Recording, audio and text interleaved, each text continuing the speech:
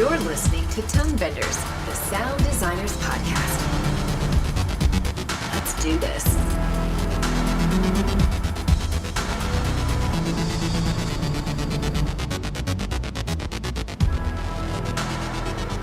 Okay, welcome to the Tonebenders. Your host today is kind of me, Peter Albrechtsen. I've got the whole Tonebenders team here with me, and we're here to celebrate not number 100, I guess this is number 102, and it's my honor from my seat here in Copenhagen to be kind of the host and kind of like a chit-chatter to talk us through this episode of Tonebenders. So we got Tim, we got René, we got Teresa. Hello, everyone. Hey, Peter. Thank you very much for taking part in this with us. This is awesome. Hi, Peter. Hey, Peter. How are you, sir? I'm good. We really put you on the spot there. No, something that I've really been enjoying about the podcast is that there's constantly new angles for how to work with sound. I mean, the different subject matters and so on. And I was thinking, like, how the three of you divide your work, and how do you, I mean, when you've done like 100 episodes of something, how do you keep it fresh, and how do you kind of maintain the ambition of doing a special podcast for all of us sound design freaks? Well, so this is René. Hey, I think we're lucky because there's more than just one of us. And so we all have a lot of autonomy.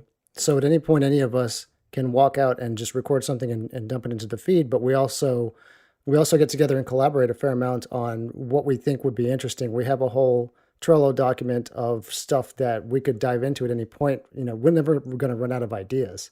And on top of that, every so often, Tim will just shoot me an email and say, hey, I got this, industry luminary that agreed to an interview. So be ready on Sunday or whatever. And I just kind of sit back and watch those roll in mostly. Yeah, we kind of have worked out a thing where I do most of the chasing of getting the guests, because it's something that for some reason I enjoy. But at some point we got on kind of the radar of film's PR people, and PR people would contact us and say, do you want to interview this person? And when that first started happening, it was kind of exciting. Like, it was kind of in its own weird way a recognition of what we were doing. But we started doing interviews with things that we weren't necessarily interested in.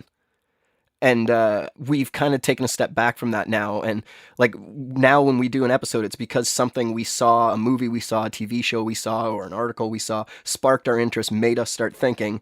And normally I think, oh, I want to know how they did that. And then I think, well, I'm going to contact that person and see if they'll come on the show and tell us how they did that. Something along those lines. But yeah, in terms of keeping it fresh, I think that's the way we do it. It's just whatever sparks our personal interest, we hope sparks the interest of the listeners. And if it doesn't, well, it's our podcast.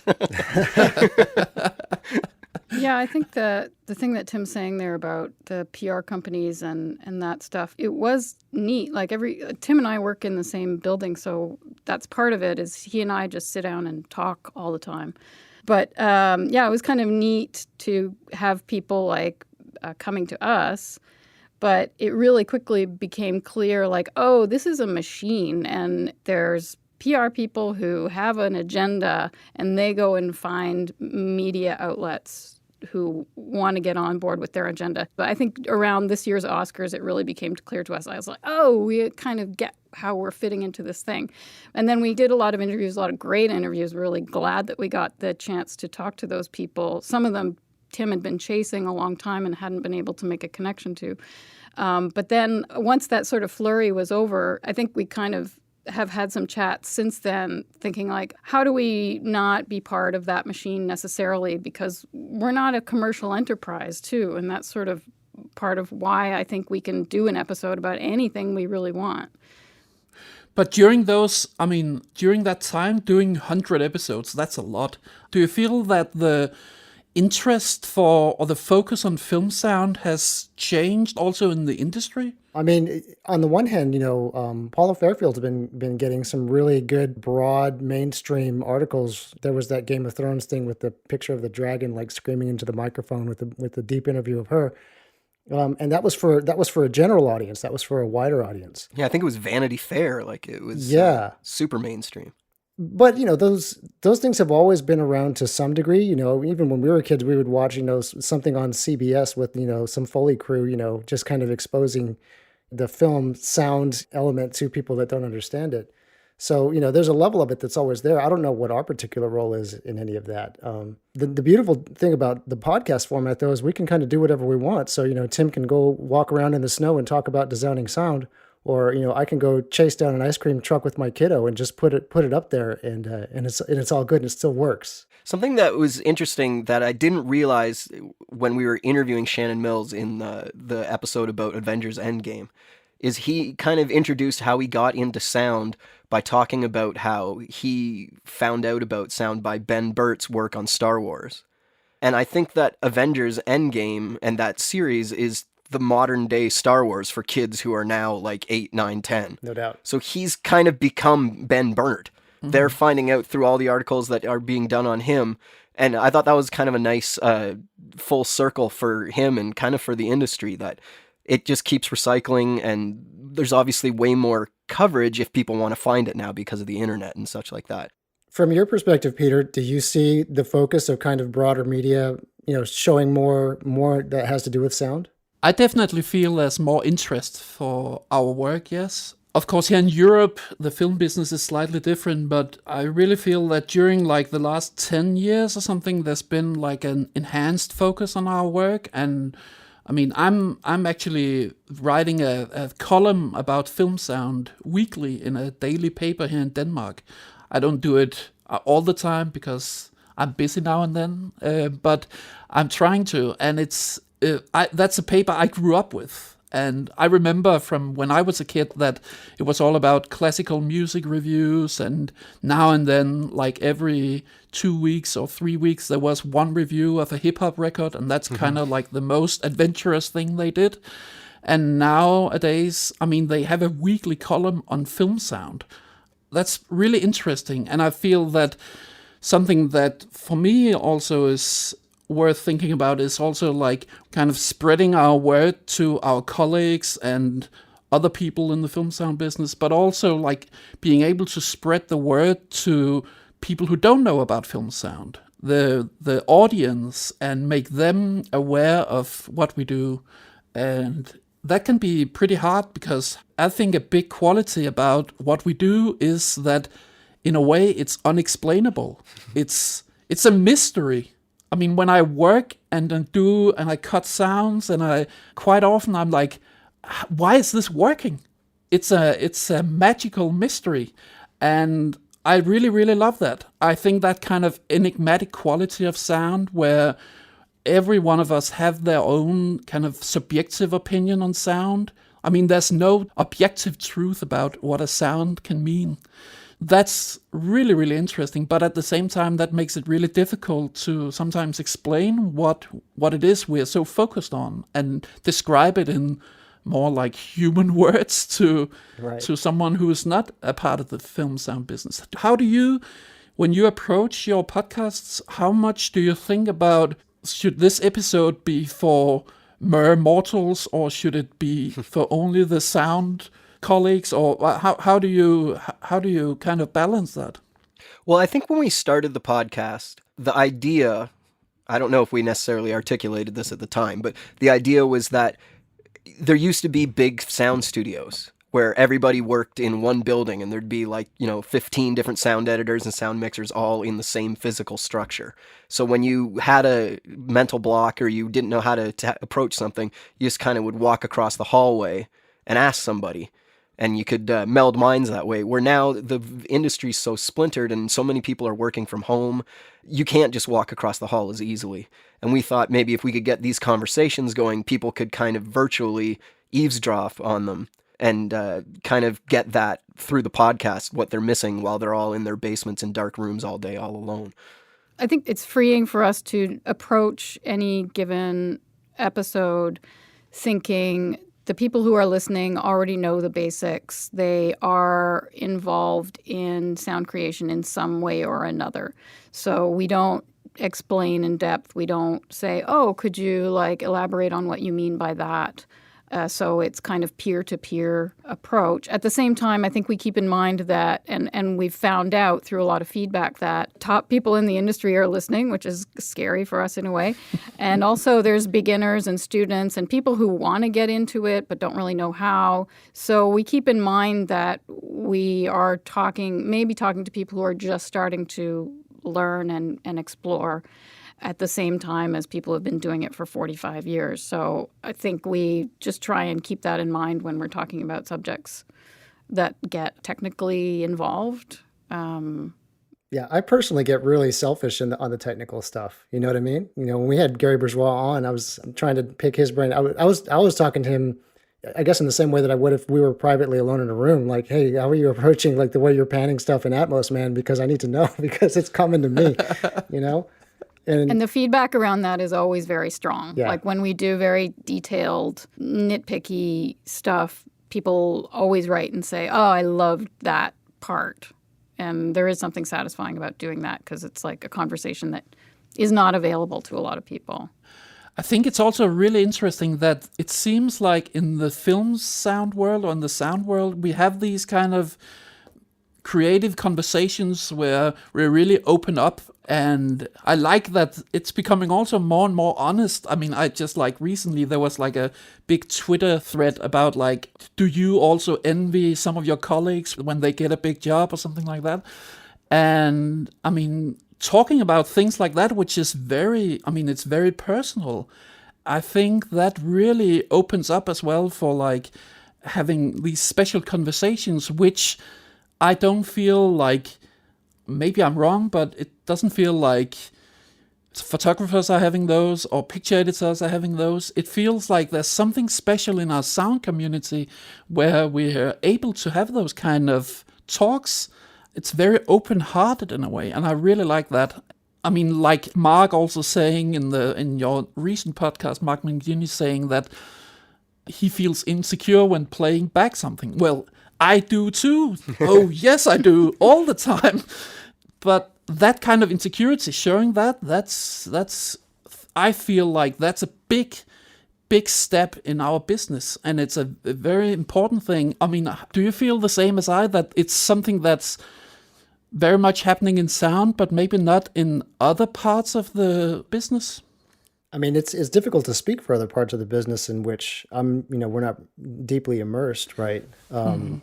I will say that, some of my editor buddies in the sports network that I do a lot of work for, they're all on such islands that... Picture editors, you mean? Yeah, the picture editors, yeah. And they all just kind of sit in front of their Avids and do their own work, and they do it their own way, and they each they don't really trade notes too much, to the point to where I can tell exactly who cut what feature that came to me based on just kind of the layout and how sloppy or how neat it is and this and that. And one of my buddies decided he's going to start getting them together and teaching a class because some of them are not working the software so well. And that's kind of revolutionary, at least in his workspace.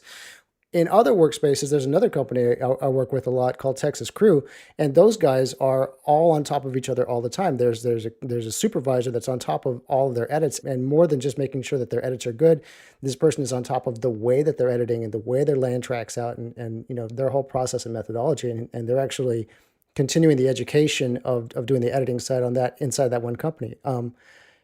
There's a broader need for editors to collaborate in some of those larger facilities. That's a little different than a lot of us audio folks that can kind of be alone on an island a little more easily, I think. I think that there's something to say about sound. Again, as René said, I'm not a picture editor or anything like that, so I can't say there was.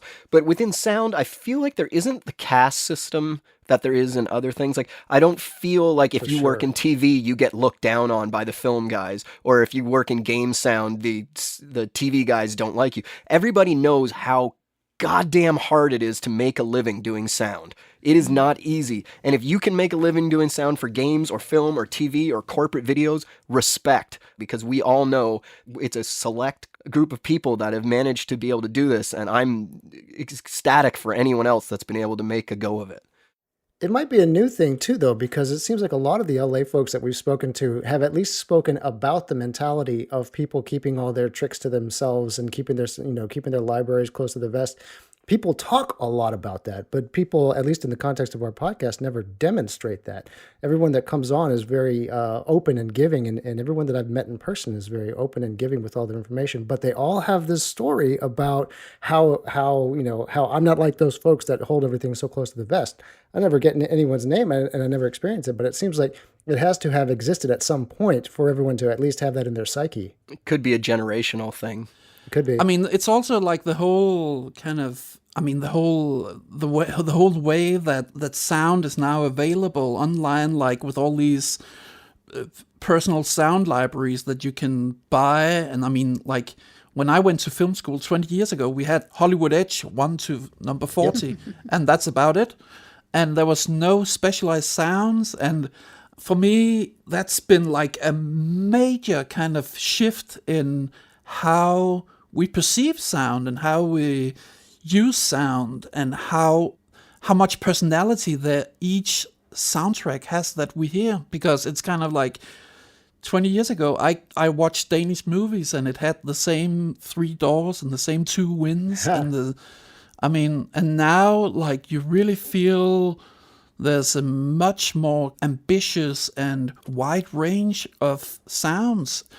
And the sonic vocabulary, it's really opening up. And I feel like it's not because, I really loved the American movies in the 70s. Some of my favorite movies are from the 70s. And they were made in mono and like probably had like 5 sounds all in all, like playing on top of each other. But it were the right 5 sounds. But the way that things have developed now, that the movie soundtracks become more and more personal. I mean, the sounds in themselves are more personal. They are more unique. They have their own identity. That kind of development, I feel, also really has changed how film sound is. And I think that has also changed people's mentality, also in the big business of Hollywood, that suddenly, like, we're all communicating with each other because we realize how much great stuff we can get from each other. So suddenly, someone at Skywalker is getting sounds from someone in Poland, or I record a boat for Dunkirk, or stuff like that. Those things, 20 years ago, it would have been unthinkable. Yeah, the internet helps with that too. Yeah, of course, the internet, but that whole I think there's a change of aesthetics at the same time. That sure. The sound work generally, like that has opened up the aesthetic, and it's also opened up personalities. I think people in the sound, film sound, computer sound, and so on, like we're all thinking about sound in a more kind of limitless way. I think that has a lot to do with technology. 20 years ago, if you wanted to compete with Skywalker or LA Studios, you needed $100,000 to get up and going. Where now, you're saying, you can get bespoke libraries for fairly inexpensive. You can get your Pro Tools rig up and going, and you can feel confident that what you're doing in Copenhagen, or I'm doing in Toronto, or René's doing in LA, can stack up against what's happening in other cities in the world, and you don't start off feeling inferior. René's not in LA. I'm in Texas. What did I say? You said LA. Oh, I'm aware of where you lived. I just want to throw this out here for the podcast listeners, just because it's not obvious to everyone. I've never met Tim or Teresa in real life. Yeah, we've only met on Skype. Basically. Only ever met on the Skype feed. Yeah. So we've That's been doing pretty amazing. This, yeah, we've been doing this since 2012, I think. So now, 7 years, and we've never met. At some point, I got to make it up north. No, it's turned into a thing. It's like we can never meet. Otherwise, the spell is broken. But hey, how about when you hit episode 200? I think we should make a big get-together somewhere. Like just a big event where we all kind of meet and go totally nerdy. Yes. Well, when they did their New York trip, I was sitting there at home just green with envy that I could not go join that, because I saw it coming and I knew who you were going to go talk to. And yeah, it was a shame that I couldn't go crash that party. When we started doing Tonebenders, we put out 1 or 2 episodes, and we got an email from a listener who worked full-time doing podcasts. And he said, listen, you guys are labeling the episodes as like number 1, blah, blah, blah. You have to put 001, because when you get to episode 100, the whole number structure will be completely thrown off. And that seemed comical to me at the time. Like that was a ridiculous concept. And the fact that you guys are jokingly talking about 200 both excites me and exhausts me. We're lucky though. We got a lot of help, a lot of people kind of dive in and help us chop it up. And that's something that a lot of other podcasters don't have the luxury of, is a deep listening audience that can actually like raise their hand and be like, yeah, I can chop this up, and they can do it competently, That's true. The technical hurdles that other podcasters have to overcome are, there are day jobs, so it's not a big deal for us. How do you juggle something like this with the day jobs that you all have, and how? I mean, maybe you should make like a little kind of say a few words about what you're actually doing, like for every one of you, and especially Teresa. Teresa, I don't think I ever heard really like your background and so on. Yeah, I mean, we didn't get an origin story from each of you. Teresa, did we? Ugh, this is the part of this conversation I was not looking forward to. Episode 001 was me and Tim's origin stories. We need to hear Teresa's. Yeah, I truthfully am very uncomfortable talking origin stories, because I'm not one of these people who are like, was an 8-year-old with a tape recorder and like, I know what I'm going to do with my life, and pursued that. I kind of fell into working in sound because my attempt to get proper university degree kind of fell apart. And at a certain point, I was asking myself, like, what am I going to do? And I had to look at my life and be like, what is the thing that I always go back to, or where's the joy in my life? And I had always had friends who were musicians. I had worked in college radio, and I always kind of loved studio life. And I kind of made a conscious decision. I was like, I have to pursue that, because I don't know what else I'm going to do. And I was living in a very small town, and there was a guy, and his name is Ian Osborne, and he is the typical sound guy, like head to toe black, T-shirt with the sleeves cut off, like the fanny pack, the long hair, the cigarette, the tattoos. This is a live sound guy, right? Live sound guy, It yeah. has to be. But he was also just a really interesting person, and he had a very progressive mindset. And he had decided, if any woman comes to me and is like, hey, teach me a little bit about what you're doing, that's who I want to teach. So I went down to the bar where Ian works, and we were introduced, and he was like, oh yeah, well, just hang out with me. And he taught me how to do sound in all the different bars in town, and tried to teach me what he knew, basically. And I mean, I had other background in radio and stuff, but not a lot. But, if it hadn't been for him saying, you are welcome, then I would have done something else. I probably would have ended up doing something else. And from there, I eventually was like, I can't make a living doing this, because the avenues were not opening up in music. And I wasn't really good at networking in that way. So I ended up going back to school for sound. And then I ended up working in post-production that way, because it seemed like a way to make a living and also be able to do sound work at the same time. And that's when I met Tim. Yeah, and Tim's actually been a good friend to have along career-wise. We've known each other 20 years now, maybe. More so, I think, yeah. 22 or 23, yeah. Tim has always pushed me and welcomed me into whatever project he's doing, and has treated me like he values what I say. And I don't know, that's just... Okay, that makes me sound like such a great guy. The reason that I always encourage Teresa to be involved in things is because she's really good, and then in return makes me look good for recommending her. We're a good team, I think. Yeah. Yeah. Man, live sound is such a tough scene. When I was in school, like half of my degree was live sound, and I just know for a fact that at no point would I ever be able to cut it in that world. It's such a different world.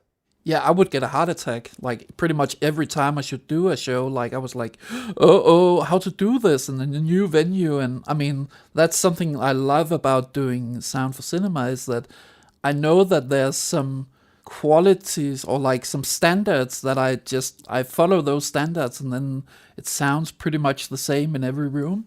Like, coming to a new venue, and, I mean, But Teresa, like, I'm just thinking, like, because what you also mentioned is also this whole thing about, like, being a woman in this world, and I feel like this whole development where that's something I really loved about your episode with Paula and I mean, Nia Hansen. Yeah, Nia Hansen. Yeah, sorry, that you were getting. I mean, this female perspective, and I really like how that is growing. I mean, here in Denmark, in the latest class of film school for sound, for the first time ever, there's more women than male students. So it's, I mean, it's four female and 2 males, and it's, I mean, that's the first time ever that's happened. And in a way, I feel like there seems to be another openness coming up, and I really feel that it's something we need, but it's also, I just feel it's so sad to hear these stories about, like, the insecurity of being a woman in this business. I know it also from Ann Krober, who's a friend of mine, and hearing some of her stories, it's like all this amazing work that she's done through the years, and a lot of that work has just been kind of put aside because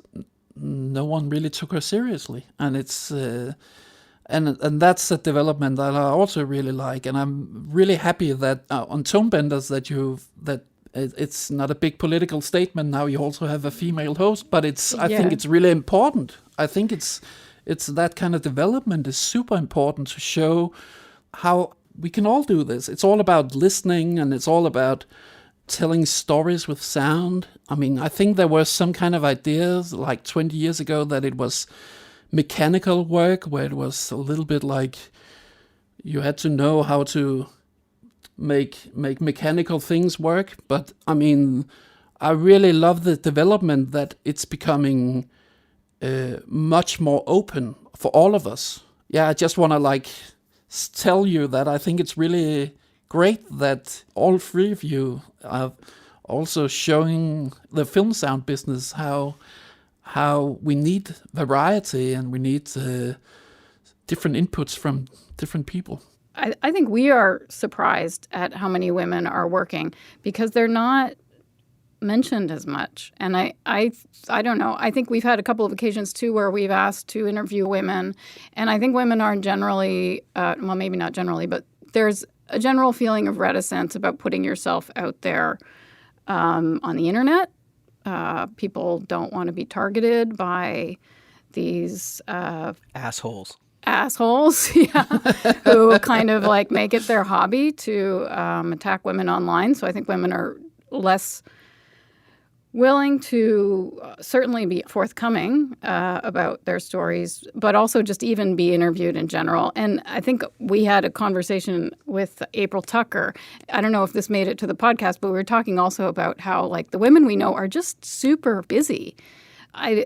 We've asked people to come and talk, and we would really like to have a woman's voice as part of this conversation. And a lot of time the women are just like, I'm actually too busy to talk, because they're sought after and they're good and they're putting a lot of work in, and they don't have time to do stuff like this because they have actual work to do. I don't know. I think there's a lot of reasons why there's less fewer women's voices in stuff. But I really appreciate being able to work with Tim, and a lot of it comes from him. It's like he's making an effort to broaden the basis of people that we're talking to all the time. And it makes a difference. I really believe in the power of hearing and seeing people doing things as a way to give your own imagination permission to see yourself doing that, you know. And so by listening to more women talking about sound, it normalizes the concept that women are a part of that world, women are totally capable in that world, and that is true for people of different types, you know. Yeah, it goes all the way. I mean, it's also like this thing about opening up for other cultures and seeing movies from other countries and hearing movies from other countries. And I mean, this whole thing about like the versatility of our sound community, I really love how that's developing, and I really hope that it'll just keep on developing that way. I've been doing this for like 20 years now, and I'm still kind of like, it feels like I'm not able to say at all how things will develop in 5 years. I mean, how will our like working patterns be? How can we communicate? How can we send back and forth sounds from around the world? What kind of recording devices do we suddenly have available, and so on? I feel that it's the sound area during these, 20 years has just like developed and going crazy. And I mean, it's mostly for the better. I mean, this whole thing about like the possibilities that's out there, and slowly finding out, okay, working with field recordists, and suddenly like I just did a Brazilian film last year where I used some sounds from a Norwegian field recordist called Janne Vinderen. And she's like an expert in recording underwater sounds. I mean, fishes and like all kinds of life underwater. And it sounds really amazing. And it's sounds that I would never be able to get hold of otherwise. I mean, unless I specialized in that for 10 years or something, or 25 or 50 years. But I mean, this thing that there's the borders between, for example, field recording and sound design, and I mean, the different parts of our communities opening up. So I feel that there's an interest in developing a language where we try out new things. And that's also why I'm thinking, okay, what is going to happen in 5 years and 10 years, and what kind of sounds will we be able to record? I really love that development. I think what's likely to happen is the world is going to continue to get smaller, right? Everyone will be able to collaborate better and better. I think at some point in the relatively near future, language translation automation will start to become super useful. And so I'll be able to speak to, people that don't speak English or Spanish, and communicate with them back and forth in real time. And so the world will continue to shrink, and the technological tools will continue to get better, right? And so it's not far-fetched to think that there's a super high quality field recording setup just in your phone, or maybe with your phone with just a straight little tiny microphone, that is very like imminent, right? As far as being able to capture a bunch of sounds and being able to communicate with people quickly. So what that'll mean is that work ethic and aesthetic and the ability to collaborate with others will become the things that are the most valued. And things like the gear that you own and the address that you live in and those things like that will become less valuable. In the past, those things were the most valuable things. If you lived in an LA zip code and you had $30,000 worth of gear, that was the price of entry. I think in 5 or 10 years, it'll be if you can work as hard as Dave Whitehead and Paula Fairfield and have, solid aesthetic and know people that, or at least be comfortable communicating with people that can go get you the sounds that you can't personally go get, that will make you as an individual even more valuable within your own job. That's my guess. Anyway, I think that's what's going to happen. That's really interesting. We just kind of spent some time patting ourselves on the back, talking about the inclusivity of women in the sound community.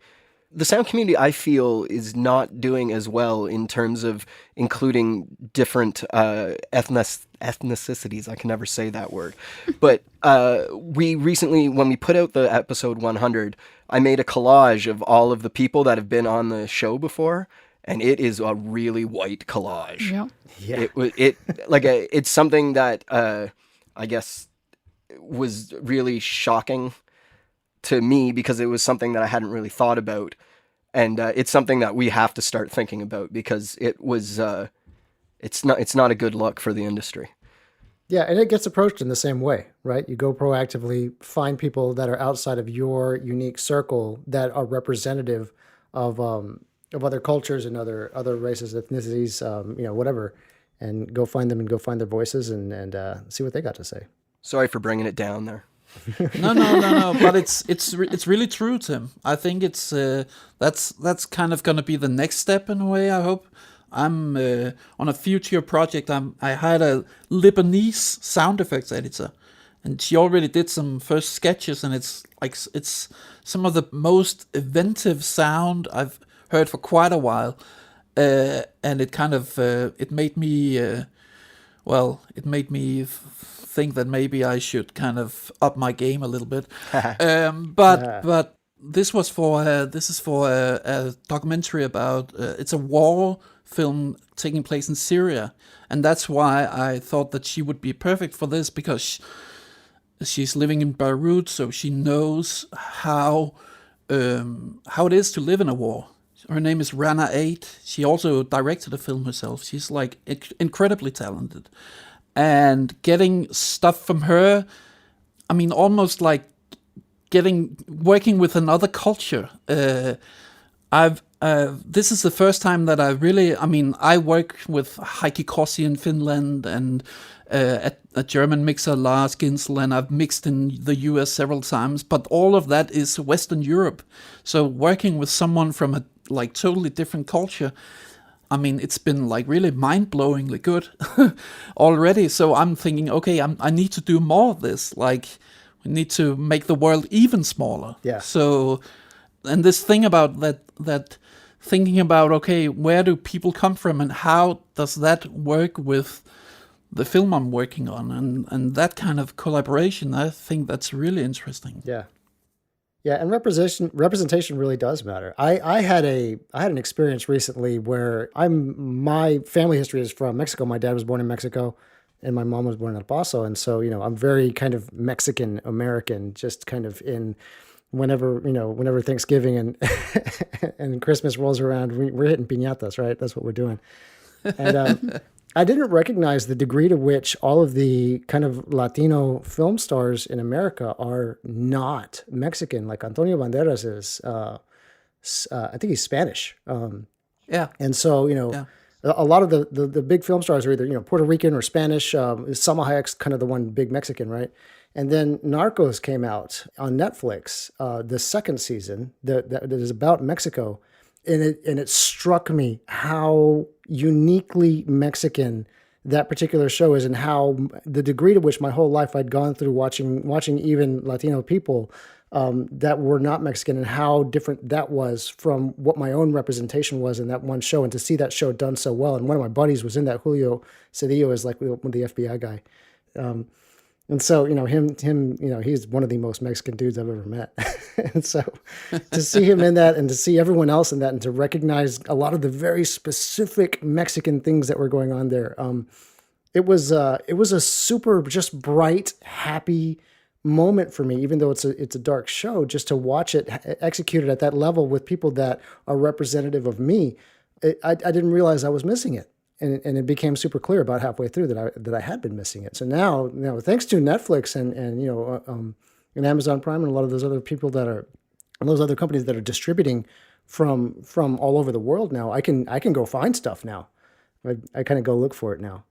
And so as we produce our own media, as we put our own stuff out there, it's just a thing to keep in our heads, right? Like we need some Indian folks up on here. We need some Chinese folks up on here. We need some we need some other cultures and other languages and other experiences in our podcast for sure. I always become so happy, like when I hear, for example, Mark Mangini has talked about this Hungarian movie called Son of Saul, which is this World War II concentration camp movie, all told kind of very subjectively, focused on one person. You almost don't see what's really happening around him, but you hear it all. And it's a devastating soundtrack. It's like mind-blowingly good. And then the sound team of First Man also talked about that film, that was a big inspiration for them. And it's, I mean, that kind of thing where like a film from Hungary can suddenly like inspire people from Hollywood. I mean, that kind of thing is just like really, really interesting. And it's, because it's also, then it's no longer about language. You don't need to understand the words that someone is saying to understand the emotions of that. And I feel that's a big thing for sound, is that we have so much focus on understanding the meaning of a word, but actually the emotions of the language can be much stronger. And I work on a lot of movies where I don't understand the language, and I start listening to the language in another way. I start listening to it almost as a piece of music, where I listen for tonalities and emotions and tones and textures of the voice. And I can say, okay, I don't think this line is played well, but I don't understand what they're saying, but I can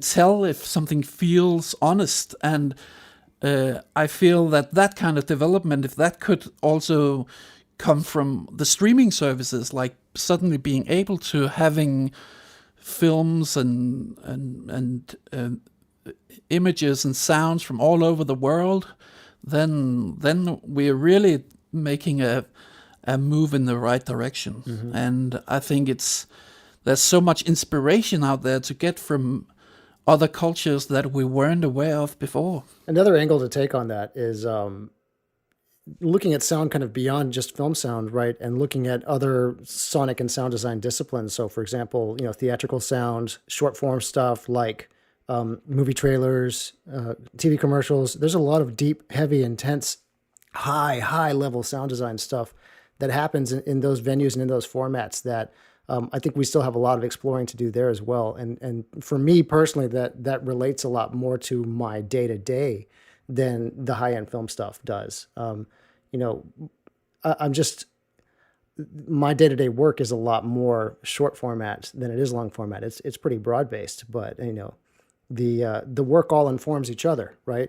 So as you get really, really good at short form stuff, then that influences your long form stuff. And as you do certain things with your workflow and your long form stuff, then that makes you more efficient on your short form stuff. And the different representation within our podcast also of the other sonic and sound design disciplines and mixing disciplines, I think is something that I'm personally going to look to go find as well.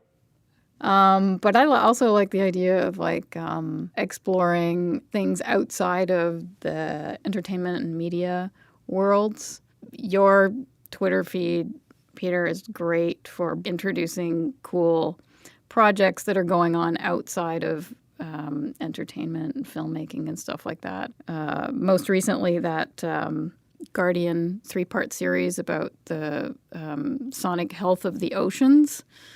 I don't know, I really gravitate towards those kinds of ideas and scientists doing work related to sound. And I always am thinking about, okay, how can we talk about that in the context of our podcast in a way that is relevant to the people who are listening, and that isn't just about how can I use this in my sound design, but also talking about it in a greater scope of what is, how are we as human beings relating to sound? It's hard to do pieces on those topics. It takes a lot of journalistic work, I think, and we're not journalists, and I don't think we've actually been able to embark on anything like that yet. We did the one episode with the scientist who sent the microphone down to the bottom of the Marianas Trench. Yeah. And recorded what it sounds like at the deepest point of the ocean, something no one had ever heard before. And before we started rolling on that interview, I think it was just me on that interview, I tried to explain to him what we were doing, and he is not buying it. He was just like, no, I'm a scientist. I don't care what you're doing with sound in movies. That has no relevance to me. And the interview didn't go as well as I'd hoped. It was still interesting. He talked, but he was not into the idea of trying to tie what he was doing into what we were doing at all. He was just like, I'm going to tell you what I'm doing. But something that might be interesting for you to do at Tonebenders could also be like bringing together people from the different fields. Like, for example, I worked on a film like 2 years ago where I brought in Martin Stig Andersen, who's like a really great Danish sound designer and composer for games. But he's like incredibly talented and very, very musical. And I brought him in to do some different sound design elements for a film. And it was really interesting also just the conversations that we had. And I'm thinking like, maybe it would be interesting for a podcast like yours to like bring together some people with different backgrounds talking about like from their different perspectives about sound. Like that's also what I loved about Paula and Nia. They had different perspectives, but like they suddenly their conversation is just like ignited when they talk together. And I think you would probably experience a bit of the same if you brought together like a field recordist and a sound designer. But somehow, like, of course you need to find some subjects that bring them together, but I think just talking about sound would ignite that conversation. With the giveaway that we're doing right now, we've asked people to, in order to enter, to send us emails saying what their favorite episodes of the past 100 have been. And one of the trends that we're seeing is people really like the round tables where we get multiple people together to talk. And those are always the ones that when we're done recording them, I'm like hyped up about afterwards. I'm like, oh, that was awesome. But they're also the hardest ones to put together. Yeah. And they're also the hardest ones to package too, because everybody's talking over top of each other. And so those are really rewarding, but they're also the hardest to pull together. So we will definitely be doing lots more of them, but it's a big ask to say to do that for every episode. It's also hard to just find people who have the time to get together to do it. But Also, the other thing that, you know, as far as like bringing in other disciplines and having conversations, I have a real desire to bring in more picture editors and directors and talk more about the collaboration as it works on that angle and in that kind of flow. Honestly, something like that might work well in a roundtable format too. Yeah, I think we've only had 2 directors on the show. I've always thought like, oh, who is the real target audience of our podcast?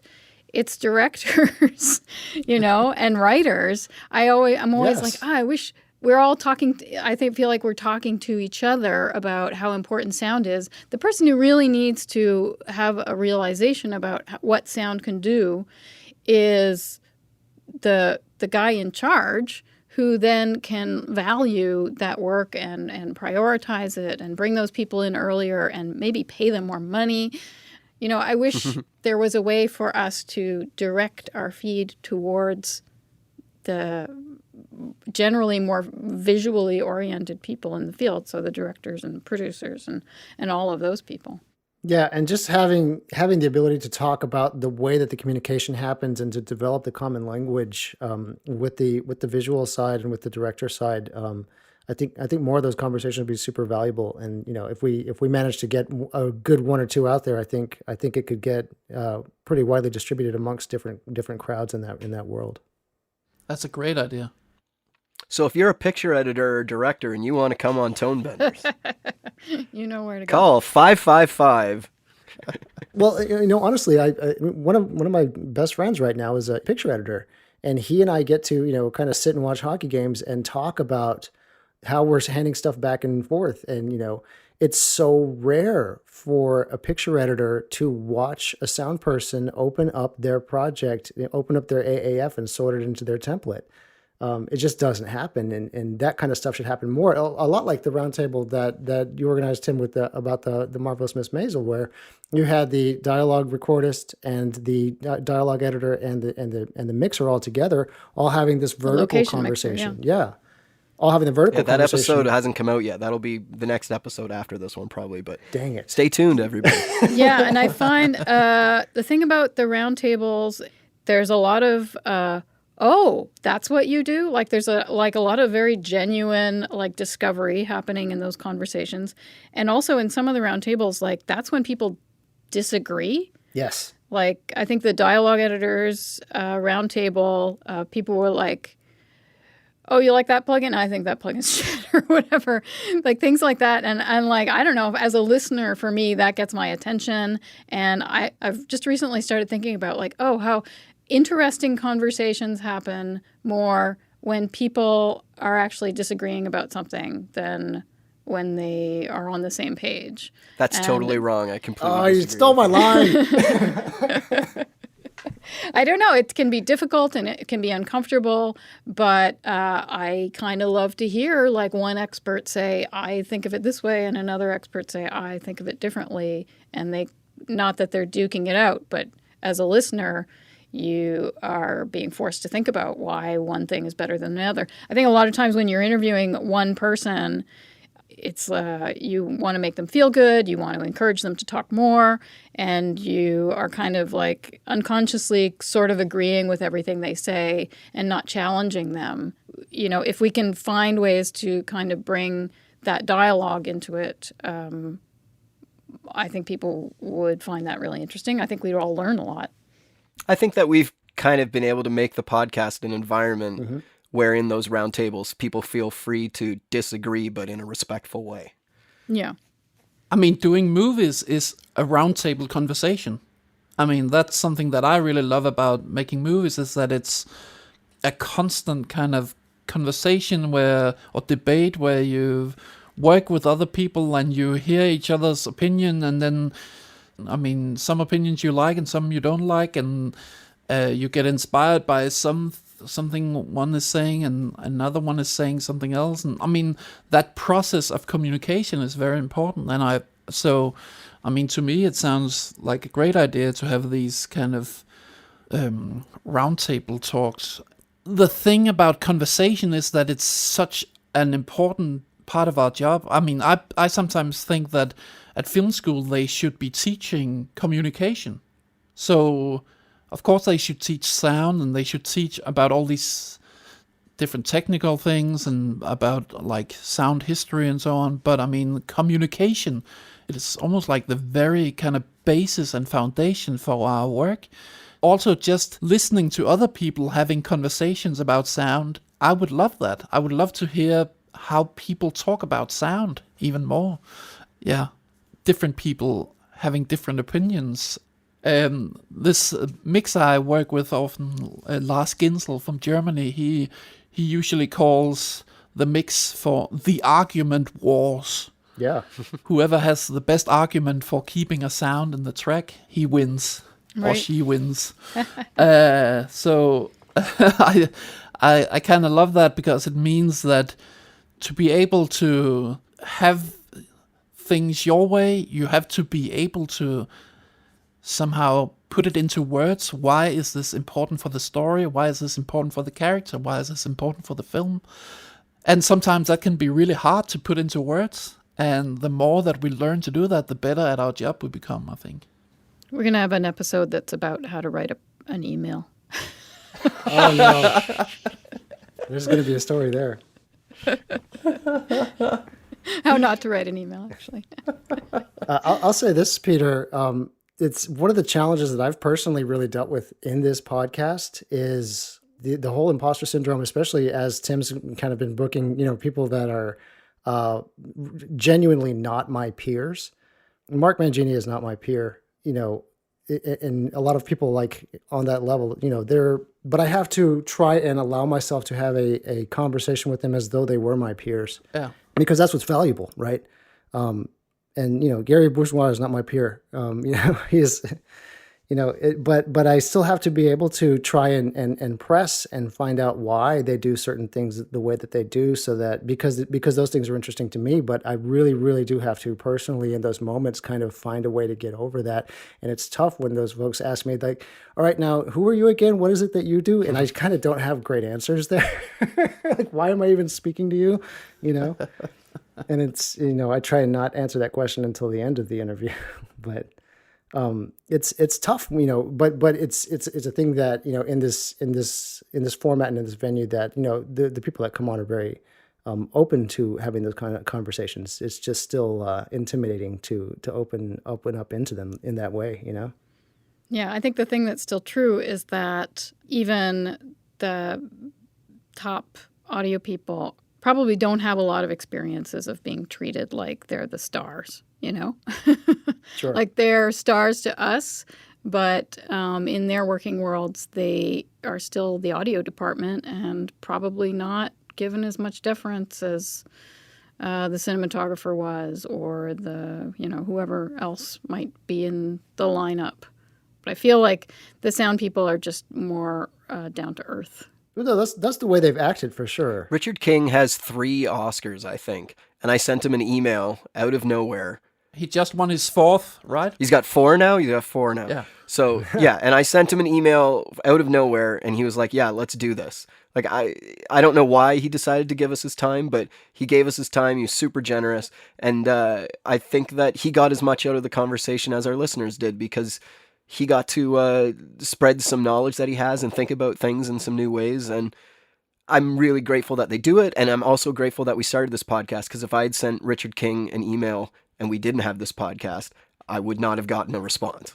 Yep. So, yeah, it's a beautiful thing. We just get to sit and just under the cover of this podcast have deep conversations about things that are interesting with us. But yeah, haven't we been touching on a lot of interesting subjects? I think it's quite okay. one thing I just want to say before we wrap up, actually, quickly, is I want to thank the listeners. When we do this podcast, we don't make any money off it. We're doing it of our own time. It's a hobby, I guess, if you will, for me. At least that's how I look at it. Mm-hmm. And the feedback that we get from listeners is genuinely something that makes it kind of worth it. I just want to tell a quick experience that I had. Last fall, I went to Montreal for a conference, and there was an after party at Audio Connect. And a guy came up to me during the party and said, "Hey, you're Tim from Tonebenders, right?" And I said, "Yeah." And he proceeded to break down René and I's relationship in a way that, like, he told me what's great about René and René's strengths and weaknesses on the podcast. Same with me. And like, he went off for like 4 or 5 minutes about how much he's learned from the podcast and what he's got out of it in a way that I did not understand that people were doing.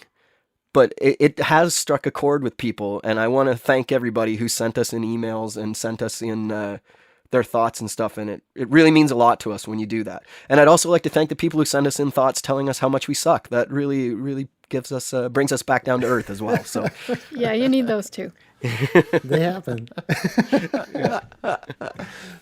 I got to sit down and read a lot of the emails that came in after we released that 100 episode too, and it's great to see what's going on and the effect that it's having on people out there. Again, I'm personally, in this for very selfish reasons, in that I like to talk to these people and or otherwise just kind of experiment and put it out there. And so to see other people kind of riding along and really, getting so much out of it, it's a little bit mind blowing. It's pretty wild. Yeah, I really look forward to the possibility of broadening out the scope of topics that we cover, the range of people that we talk to. We don't want to keep doing the same thing over and over again. And so that's where we're going to put our efforts, hopefully, going forward to episode 200. Yeah. I want to be part of that party. Come on, Peter. We'll start planning that party, yeah. 2025. In space. Yeah. Let's do it in space. Yeah. Just a Dolby Atmos theater, that's going to be okay. Yeah. Speakers up in satellites. How about we thank Peter? Hey, Peter, thanks for coming on and kind of having a conversation and kind of being the voice of the listener to us. That's always fun to have that go down like that. So appreciate it. Yeah, it's a real honor because Peter is someone that we've had on the show as a guest, and it's someone that I think the three of us really respect the work of and the kind of attitude he has towards sharing sound and being a member of the sound community. So for you to take the time to talk to us and the time to listen to our podcast over the years is something that we don't take lightly, and we really appreciate. Absolutely. I want to bounce off of one thing you said a little bit earlier, Tim, in that we're never going to have the widest audience. We're not built as a podcast for a super wide audience. But one of the things that I'm personally really, really proud of is the depth of our audience, the specific people that take the time to listen to what we do. That's the thing that's particularly mind-blowing to this is some of the people that when Tim contacts them, when Shannon Mills says, yeah, I listened to your podcast, and it's like, wow, okay, Shannon Mills is listening to the podcast. That's cool. I mean, I really think that you'd be surprised by how we're all kind of on a level together. I mean, I was just in California for 2 weeks and just visiting lots of colleagues there, and I mean, we all listen to these different podcasts. We all follow Twitter. We all buy the same sound libraries. We share connections, and I mean, really, like this whole idea of someone is above someone else has really changed, and we are all getting inspired, and I mean, for me, I really appreciate being part of this, and I feel that these podcasts and Twitter and all these different social media things, I mean, the way that we connect now for me, it feels kind of like a global sound family, and that's pretty freaking amazing. That's actually a pretty great note to go out on, I think. There you go. Thank you so much. Keep it up.